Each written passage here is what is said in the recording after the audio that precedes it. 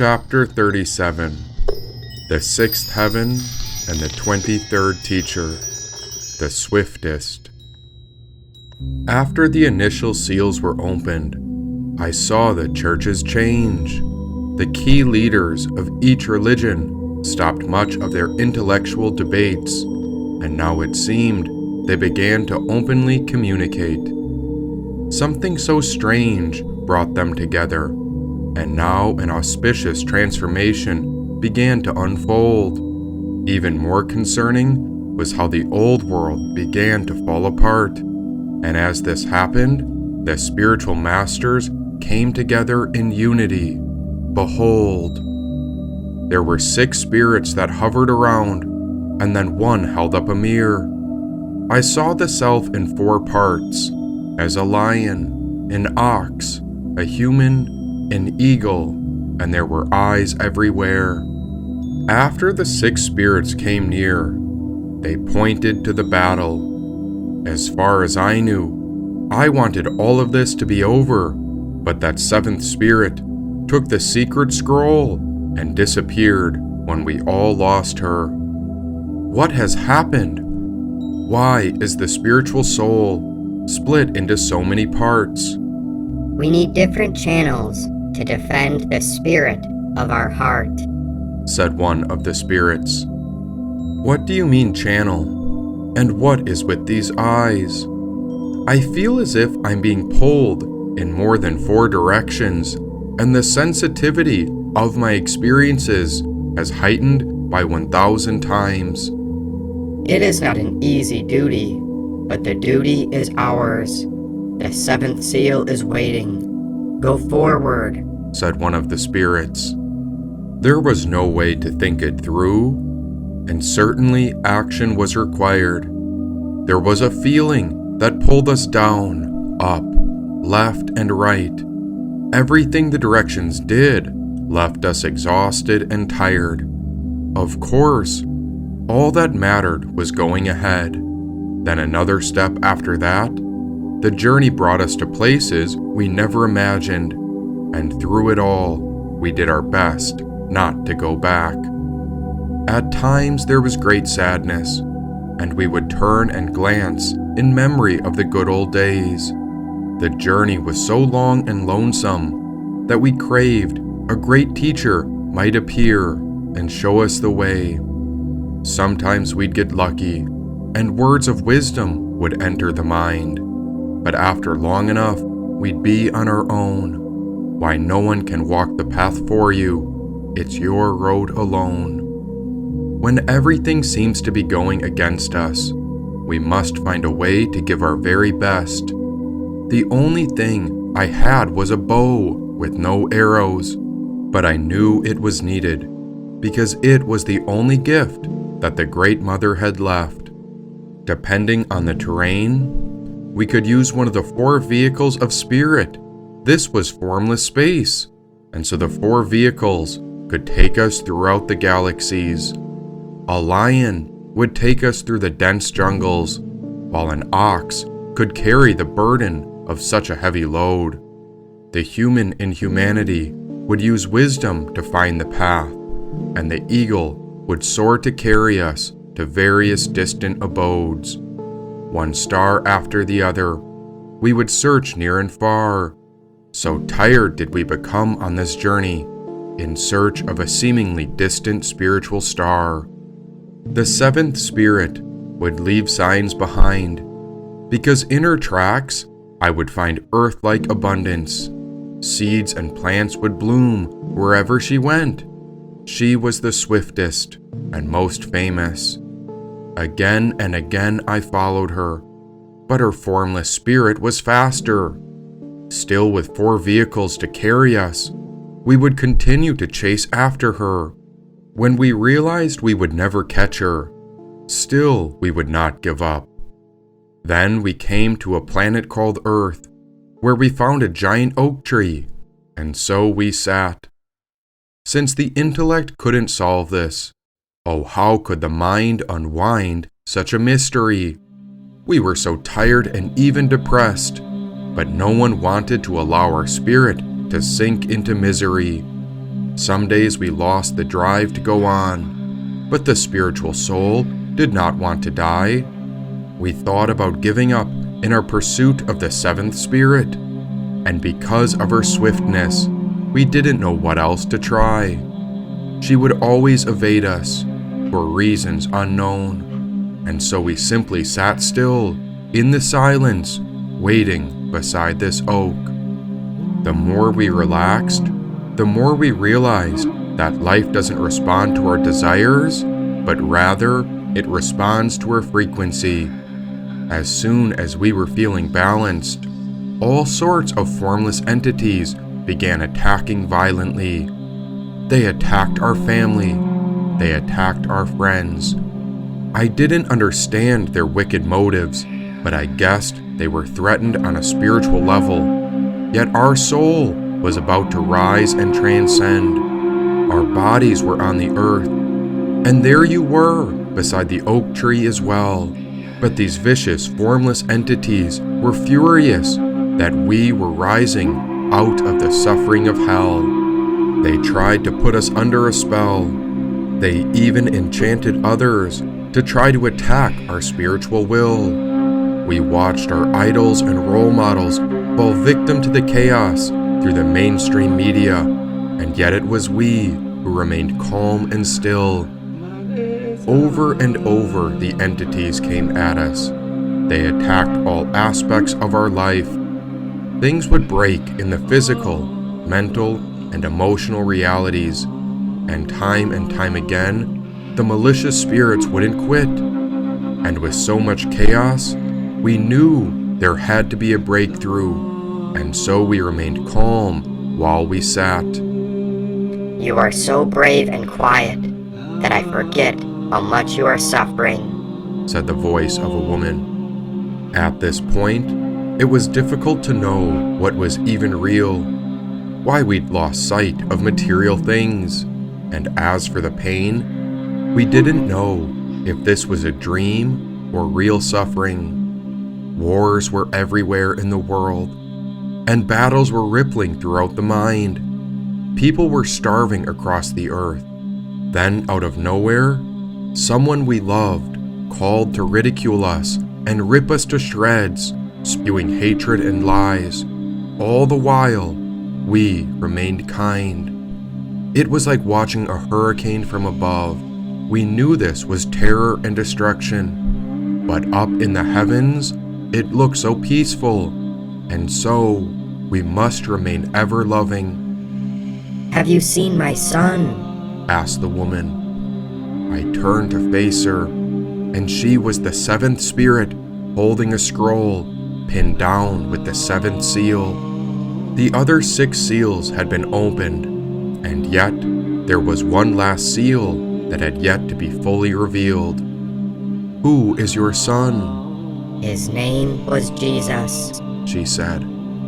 I have heard of Jesus, and in my life I have honored him and the cross he carried. Many call him a savior after he was buried.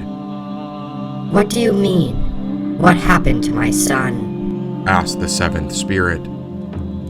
I wondered if this was the Great Mother, from which Jesus found a birth. Was she the Mother of God? Then she would be the creator of the entire universe. Tell me, where is my son? Does he live upon the land?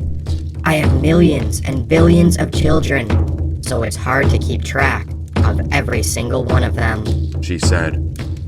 You're asking about Jesus? Yes. Now what happened to him? She asked. I don't know how to tell you this. The people crucified him. Her eyes changed. She was no longer calm. Her limitless body transformed into a terrible dark dragon. There is no greater opposition. Nothing could conquer her, for she existed beyond the physical body. There was no way to end her, and so the seventh spirit took the form of Mahakali. What do you mean, they crucified my son? She screamed. She was trying to make sense of the grace she'd given to creation, and so the other 6 spirits looked down from above. And tell me about my daughter, Joan of Arc the Great, she asked. The people of her time called her a heretic. Then they burned her at the stake. A heretic? And tell me the fate of the Gnostics, she said. They too were called heretics. Their books were burned, and many of them were killed. Why would they burn the truth? The truth will always resurface. Legend is what is told when a story's truth is far too dangerous. And tell me, what happened to my other son? What happened to Martin Luther King? She said. I wasn't there, but he was assassinated. Her body grew into a red hue. She was completely engulfed and illuminated. Like steam pouring out of a secret train, her vision turned insane, and now she appeared blackish blue. It was as if she'd forgotten I was here. Then more and more arms and weapons began extending from all her sides. Now those wicked spirits that were attacking nearby became terrified, and so they went off to run and hide. This 7th spirit began to twist and merge, like a dream that was on the edge of losing control. But the only thing that remained constant was the 7th seal and the scroll. Long ago, I discovered that the oldest and strongest emotion of mankind is fear, and the oldest and strongest kind of fear is the fear of the unknown. She paused and pointed at the world with a flaming sword. From now on, they're on their own. No, they're not. They're all part of the spiritual soul. Yet the entire earth has grown out of control, she said. It's ego, but we must not abandon them. They know not what they do. That's what Jesus said when he was dying. When they nailed him to the cross, he begged that the people be forgiven, and he was willing to pay the ultimate cost. Jesus gave his life for the people, and he would do it again. Surely you give birth, knowing that in time, death will come for the living. What are you saying? She screamed. Now she began to hurl fire, lightning, and terror upon the earth. Great Mother, you've gotten too wild. These are all the children you've birthed. Her rage wouldn't settle, for she released a terror and fury that wouldn't cease. It was such a rude awakening, and nothing we said seemed to do anything, and so we laid to die right under her feet. Soon she'd trample us like a winepress. She was on the way to destroy all of us. She raised her foot in a violent dance of death, and when she stepped down, her foot landed upon our chest. In that moment, she snapped out of it. There was a great shift of compassion that overtook her face. In one way, her anger rose to protect us against wickedness, but it almost destroyed the entire human race. What are you doing, my child? Why are you laying under my feet? She asked. You say that fear is the strongest and oldest emotion in humanity, but did you know that the most important is love? In that moment, she was still, and now her eyes looked down with love. But was she grieving for her daughters and sons? As we gazed at the world, a wicked army rose up over the land. It was a dark force that seemed to spread with chaos, and it had overtaken almost all of the human women and man. And now it is time. I will not give them what they want, but they will receive exactly what they need, she said. Promise me you won't attack them. Not me, she said.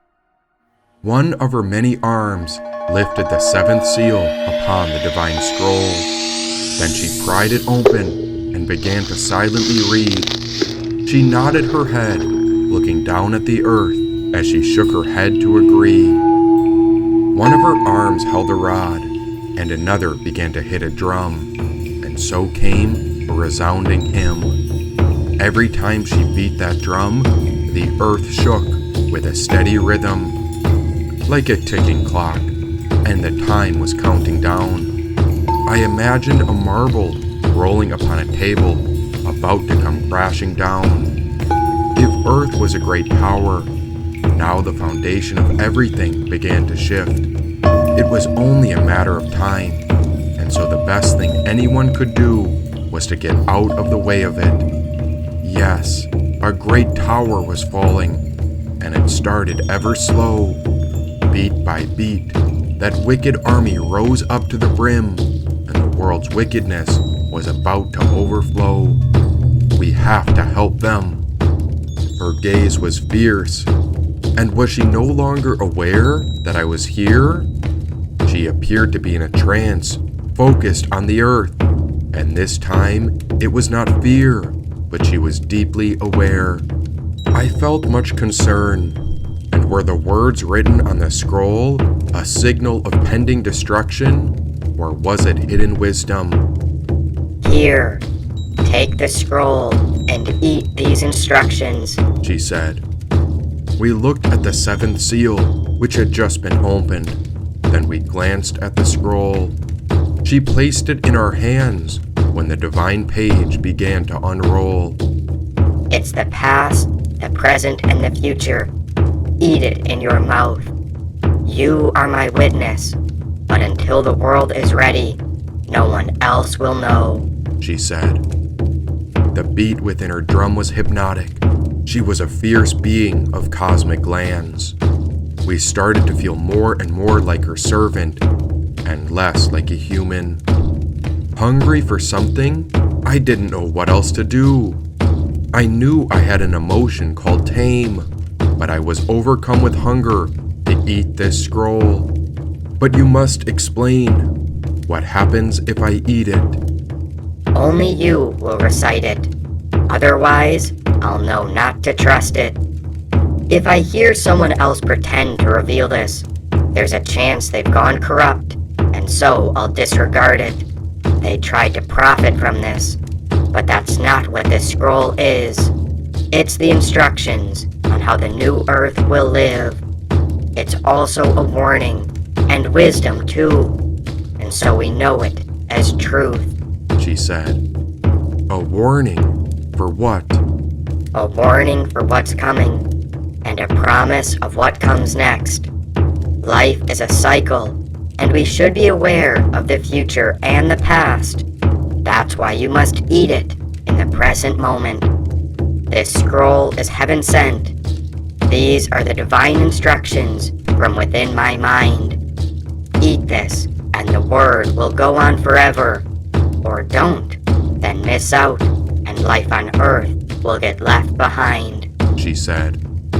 My mouth was like a lion, and so we chewed the scroll, and it tasted as sweet as honey in our mouth.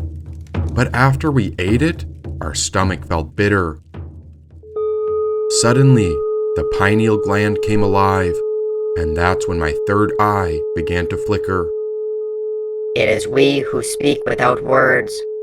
We will show them from here on out. That way, our message will be received and heard. We call forth the Vasus, the sky, earth, wind, fire, stars, water, sun, and moon. These are the 8 who will teach you. These are my great children, she said. I saw those 8 great children, but beyond them was the wickedness upon the earth. The fear was growing, and so the chaos was spreading and taking over. We cannot let this stand. But look at what the people allow. The people have done this with their own actions, and still I wonder how. The people think that God is one man. They think God is a guy who sits upon a throne. But God is the Holy Spirit, and it comes into form to feel and experience and live a life of its own. The divine essence of creation is in all of them, and when they're ready, they'll turn it all around. or it may take the Vasus to rearrange the seas and the ground. Ages ago, many people drowned, and so we try again. The world and life goes on and on, but I wonder why no one asks, why does the world spin? Some call it samsara, and so there is a gateway to heaven within the nature of our soul, she said. What will happen? We cannot let them destroy the world because they need a cure. How can we wake up humanity and remind them that within every heart is the divine essence of God, which is complete and pure? You say that like you're attached to it, but no need to worry when the unseen forces hold all control. Why, you've got the scroll within you. Just open it, and you'll know the truth about our soul, she said. As she paused, I saw her 8 children offer me a hand back down to earth. There the sky, the land, the wind, fire, stars, water, sun, and moon came forth. They would assist, for they were the creative sources that made up this labyrinth. Do you remember what I said about fear?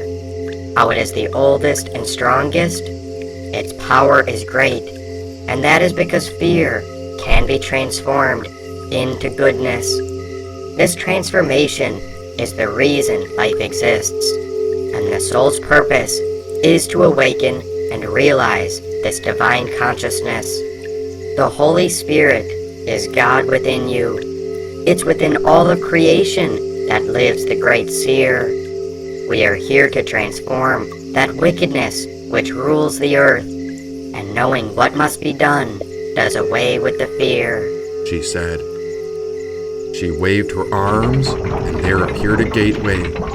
It was the entrance into the last heaven. It was not higher, greater, or lesser. This was the entrance that united all of the 7 heavens. Within this door, the soul could go anywhere at once.